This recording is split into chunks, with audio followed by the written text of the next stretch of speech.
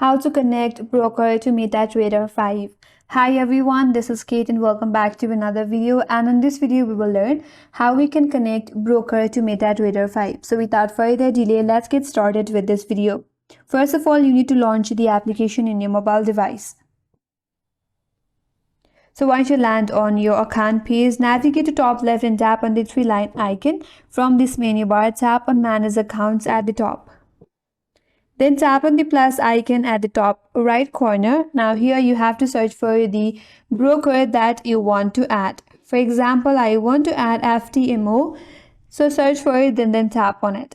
Now you land on this interface where you have to enter the credential that is provided by your broker. Enter your login ID, enter your password, and once done, tap on login, and then your preferred or your selected broker will then be added into your account. And once connected, you can start placing trades, managing orders, and analyzing the market. And that's all for today's video. Hope this video was helpful. And if you're new to our channel, consider subscribing. Thank you for watching and stay tuned for more videos.